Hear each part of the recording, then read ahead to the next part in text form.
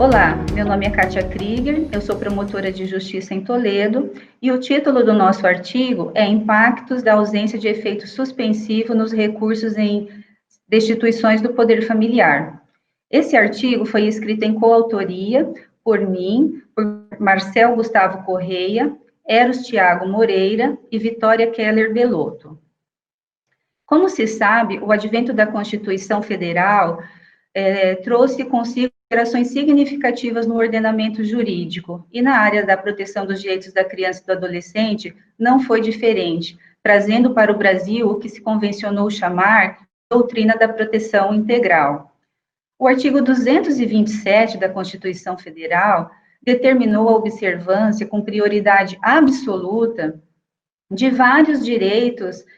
integrantes do núcleo da pessoa, da dignidade da pessoa humana, ou seja, direitos que devem ser observados com primazia, e dentre eles nós destacamos o direito à convivência familiar e comunitária. Sendo assim, é dever do Ministério Público velar e adotar todas as medidas que se fizerem necessárias para que a criança cresça e se desenvolva de forma saudável no seio de sua família. E o artigo 19 do Estatuto da Criança e do Adolescente tem uma preferência legal pela família biológica.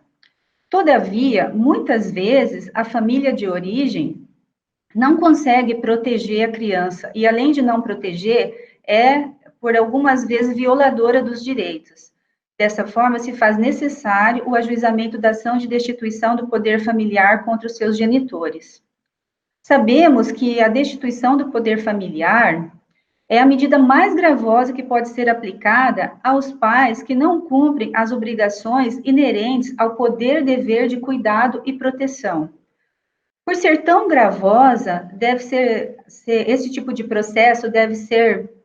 pautado pelo máximo de cautelas e responsabilidades por todas as pessoas envolvidas, ou seja, por advogados, promotores, juízes e peritos.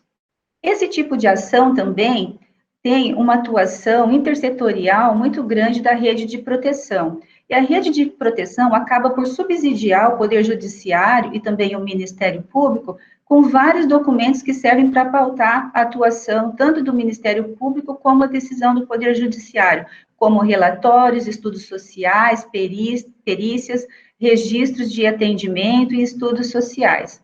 Então, quando o juiz profere uma sentença de destituição do poder familiar, há um vasto arcabouço probatório que nos mostra que a família, até aquele momento, não criou e não apresentou as mínimas condições de cuidar dessa criança. Então, até aquele momento da sentença, a família não demonstrou essa capacidade de cuidado. Mas existem alguns poucos casos em que algumas famílias conseguem recuperar essa capacidade de proteção após a intervenção da rede de proteção e com o comprometimento e engajamento dos pais. Ou seja, eles conseguem aderir aos encaminhamentos e recuperar essa capacidade de proteção dos filhos, ainda que isso ocorra após a sentença e antes do julgamento do recurso. Nesses casos, a lei determina que a criança seja reintegrada ao núcleo da sua família biológica. Ocorre que o artigo 199b do ECA prevê que o recurso interposto da sentença que destitui o poder familiar dos pais seja recebido apenas no efeito devolutivo, o que significa que o juiz pode, a partir da publicação da sentença, determinar que se inicie a busca de pessoas aptas à adoção para a criança com aquele perfil da criança protegida naquele processo, e após seja iniciado o estágio de convivência com a família substituta. Sendo assim, nós entendemos que há uma grande insegurança jurídica e um alto risco de reversibilidade fática dessa decisão, ainda que o tribunal reconheça e no acórdão conste que a família recuperou a sua capacidade de cuidado e determine a reintegração da criança para essa família. Na sequência, a Vitória fará uma breve explanação do desdobramento, de 3 tipos de desdobramento que podem acontecer no plano fático e as diferentes formas os diferentes reflexos nas pessoas envolvidas, ou seja, do ponto de vista da criança, do ponto de vista da família biológica, do ponto de vista da família substituta. Olá, meu nome é Victoria Keller Belotto, eu sou coautora do artigo e sou estagiária da 5ª Promotoria de Justiça da Comarca de Toledo. Como a doutora Kátia disse, falarei brevemente sobre as 3 possíveis consequências do recebimento desse recurso apenas no efeito devolutivo. A primeira delas é de que se aguarde o julgamento do recurso, para então inserir a criança em família adotiva, caso haja confirmação de que a destituição do poder familiar e a medida que atende realmente o melhor interesse da criança ou adolescente. As outras 2 consequências, que são as que geram maior insegurança jurídica, são as que a interposição do recurso e, mesmo assim, a inserção da criança ou adolescente em família substituta, enquanto ainda não há o julgamento desse recurso. Assim, a segunda consequência é a possibilidade de, inserida a criança em família adotiva, o julgador do recurso de apelação da destituição do poder familiar decidir que houve a perda do objeto ou do interesse de agir dos pais biológicos, ainda que eles reassumam as condições de receber os filhos novamente sob seus cuidados,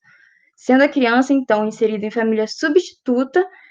enquanto pende esse recurso e mantida posteriormente, ainda que os pais biológicos tenham a capacidade de reassumir, em tese, os seus cuidados, havendo, então, a supremacia dos direitos dos pais adotivos em relação aos biológicos, pautando-se no interesse da afetividade superior ao interesse da criança. Nesse caso, a decisão atinge diretamente os genitores biológicos, que recorrem da sentença proferida pelo juiz de origem, na expectativa de receber os vínculos, de restabelecer os vínculos afetivos com a criança e nutrindo a esperança de que realmente retomarão o convívio com os filhos, que na verdade isso não ocorrerá, sem eles nem terem conhecimento da situação de que está a criança já inserida em família substituta. Também é claro que existem prejuízos às crianças e aos adolescentes, que já têm seus vínculos afetivos com os pais biológicos, mas se veem inseridos em família substituta, mesmo que os pais biológicos tenham condições de reassumir seus cuidados, havendo a nítida primazia da família substituta em relação à família biológica. Por fim, a terceira consequência é a possibilidade de reversão da sentença pelo Tribunal de Justiça com a determinação de reintegração familiar, quando, na realidade, a criança já está com pessoas intencionadas em tê-la como filha, muitas vezes criando-se vínculos afetivos consideráveis. Assim, há o claro prejuízo para a criança, que tem seus vínculos com a família substituta rompido, causando ainda mais traumas nessas crianças e adolescentes. Há prejuízo também aos adotantes, caso haja reintegração com a família substituta, eles que ficam por longos períodos na fila de adoção e quando finalmente conseguem exercer esse estágio de convivência com a criança, têm seus vínculos rompidos por uma decisão que acaba não sendo deles. Assim, da análise de julgados, para fazer o artigo, observamos que, em grande parte dos casos, na verdade, o que acontece é a segunda consequência, de que os jogadores decidem pela manutenção da criança na família substituta, em detrimento da família biológica, ainda que ela obtenha novamente as condições de reassumir os cuidados com as crianças. Havendo, assim, a grande probabilidade de irreversibilidade fática, sendo que muitas vezes a interposição do recurso é mera formalidade, muitas vezes desconsiderado no caso concreto, havendo assim a violação do devido processo legal. Assim, vemos a existência de grande insegurança jurídica relacionada ao futuro das crianças e adolescentes, e como solução dessa problemática, há 2 possibilidades. Uma delas é a reforma legislativa, com a alteração do artigo 199b, que, como mencionado pela doutora Kátia, traz em seu texto que o recurso de destituição do poder familiar será recebido apenas no efeito devolutivo. Assim, com uma possível alteração, seria interessante colocar também o efeito devolutivo e suspensivo para recebimento desse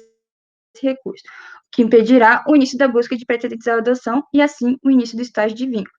garantindo a defesa dos interesses da criança e de todos os envolvidos no processo.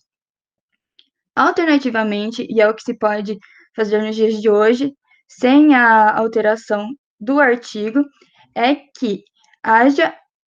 o julgamento desses recursos de destituição do poder familiar no tempo estabelecido pela lei,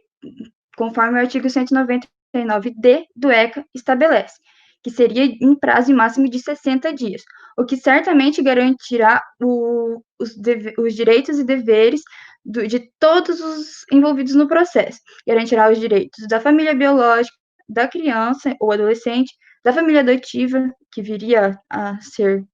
família, e também o dever de todos os envolvidos no processo, sendo principalmente, nesse caso, da autoridade judiciária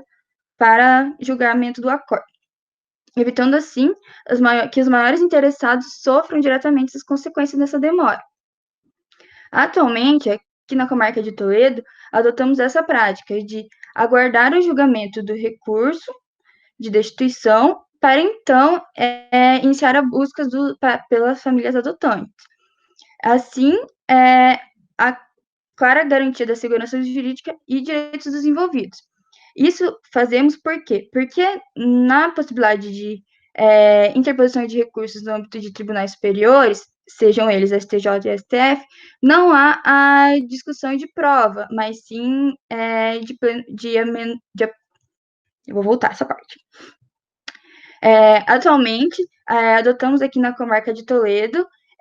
a possibilidade de aguardar o julgamento do recurso e só assim inserir a criança e adolescente em outra família. Isso porque os recursos interpostos nos tribunais superiores, STJ e STF, não servem para simples reexame de prova, conforme o entendimento simulado do STF, 279.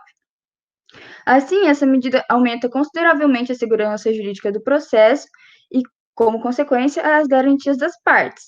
sendo elas